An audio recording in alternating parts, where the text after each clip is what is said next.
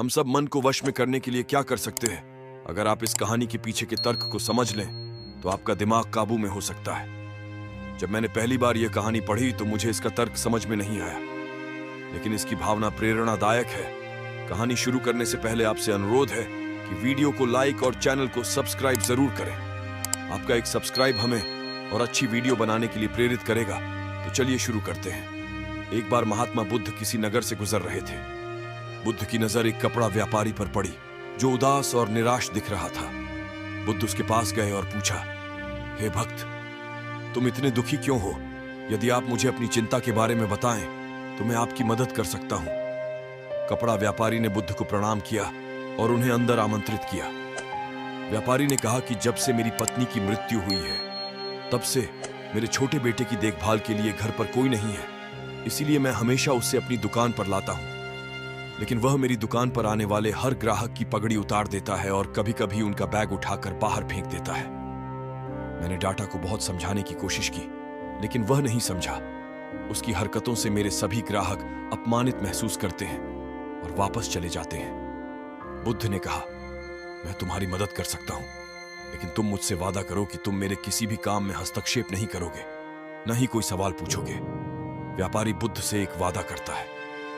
अगले दिन बुद्ध पगड़ी पहनकर आए और ग्राहक की तरह बैठे। व्यापारी के बेटे ने आकर बुद्ध की पगड़ी उछाल दी। महात्मा बुद्ध मुस्कुराए और बोले, बहुत अच्छा, जाओ और वह पगड़ी वापस ले आओ।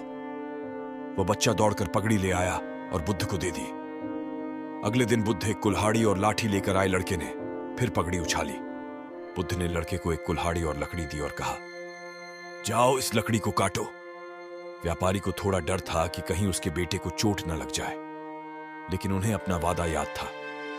7 दिनों तक महात्मा बुद्ध कोई ना कोई नया काम लेकर आते और लड़के से करवाते। जल्द ही लड़का भूल गया कि उसे किसी की पगड़ी उछालनी है। व्यापारी बहुत खुश हुआ और बुद्ध को धन्यवाद दिया। मैं जानता हूं कि इस कहानी और मन के नियंत्रण के बीच कोई विशेष संबंध नहीं है, लेकिन पहले आप इस तर्क को समझ लें। यदि हम अपने मन को अपने अनुसार कार्य नहीं कराएंगे तो मन अपने अनुसार कार्य करेगा। यदि हम मन को अपनी इच्छानुसार नियंत्रित कर लें तो मन को नियंत्रित किया जा सकता है। मन 2 तरह से काम कर सकता है। पहला, मन अपनी इच्छानुसार काम कर सकता है, या दूसरा, हम मन से अपनी इच्छानुसार काम करा सकते हैं। बुद्ध से मिलने से पहले लड़के का मन और मस्तिष्क अनियंत्रित रूप से उसकी इच्छा के अनुसार काम कर रहा था, लेकिन बुद्ध ने लड़के से अपनी इच्छा के अनुसार काम कराया, जिससे उसकी आदतें बदल गईं। दोस्तों, हम आशा करते हैं कि आपको बुद्ध की यह कहानी पसंद आई होगी।